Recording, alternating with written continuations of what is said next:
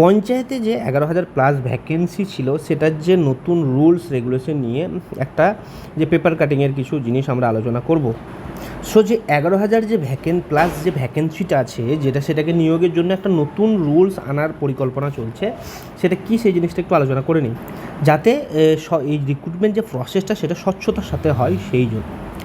তো যারা চ্যানেল দেখো তারা জানো যে আগে কি ডিএলএসসির থ্রুতে যে আমাদের যে পঞ্চায়েত যে ভ্যাকেন্সিগুলো ফিল আপ করা হতো সেগুলো ডিএলএসসির মাধ্যমে করা হতো। ডিএলএসসি কি এসব জিনিস নিয়ে আমরা আগে আলোচনা করেছি, তোমাদের চ্যানেলে আছে, ফুল ডিটেলস দেখে নিতে পারো। তো এটা district level selection committee, district থেকে প্রত্যেকটা আলাদা আলাদা ডিস্ট্রিক্ট এরকমভাবে রিক্রুটমেন্টগুলো প্রসেস করতো। কিন্তু এখন নতুন সরকার আসার পর সেটাকে সেন্ট্রালি যাতে রিক্রুটমেন্টটা করা হয় একদম টোটাল ওয়েস্ট বেঙ্গলের জন্য, সেই জিনিসের জন্য একটা স্টেপ নিতে চলেছে, যেটা বারবার বলা হচ্ছে যে রিক্রুটমেন্ট প্রসেসগুলো ইউপিএসসি ধাঁচে করা হবে। ইউপিএসসি ধাঁচে করা হবে মানে ইউপিএসসি যে সংস্থা যেভাবে রিক্রুটমেন্ট প্রসেসটা করায় সেই ধাঁচে করা হবে, সেটা ইরেসপেক্টিভ অফ যে পলিটিক্যাল যে ইনফ্লুয়েন্স আছে সেগুলো বাদ দিয়ে।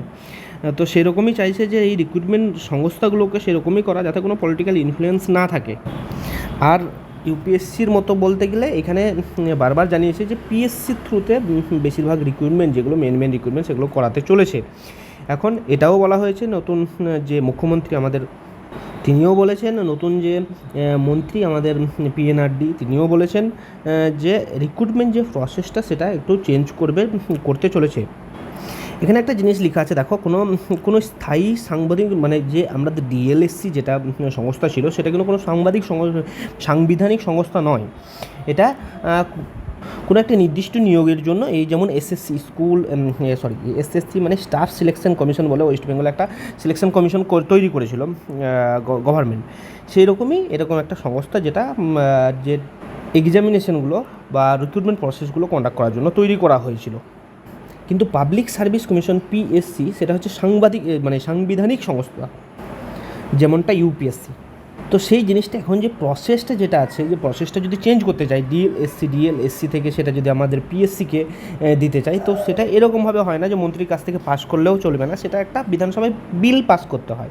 তো সেই একটা বিল পাস করার যে প্রবণতা সেটা একটা আছে, যাতে রিক্রুটমেন্ট যে পঞ্চায়েতে যে রিক্রুটমেন্ট প্রসেস সেটা হয় পিএসসি বা অন্য কোনো হতে পারে, বা সেই এসএসসি বা যেটা স্টাফ সিলেকশন কমিশন আবার আনতে পারে, এরকম কোনো সংস্থাকে দিয়ে করাতে মোস্ট প্রবাবলি পিএসসির কথা বারবার আসছে যে এই পঞ্চায়েতের যে রিক্রুটমেন্ট সংস্থাগুলো সেগুলো সবগুলোই হয়তো পিএসসির হাতে তুলে দিতে পারে। এখন এটাই দেখায় যে কত তাড়াতাড়ি প্রসেসটা কমপ্লিট হয়। নতুন গভর্নমেন্ট আসার পর থেকে সকলের একটা যে নতুন নিয়োগ নিয়ে যে আশা সেটা অনেকেরই আছে, সেই জিনিসটা যত তাড়াতাড়ি বাস্তবায়ন হয় সেটাই সকলের জন্যই মঙ্গল। নেক্সট কোনো আপডেট এলে অবশ্যই চ্যানেলে জানানো হবে। সবাই সুস্থ থাকো, ভালো থাকো, নিজের প্রিপারেশন এগিয়ে নিয়ে যাও। ভিডিও ভালো লাগলে লাইক করো, শেয়ার করো ফ্রেন্ডদের সঙ্গে।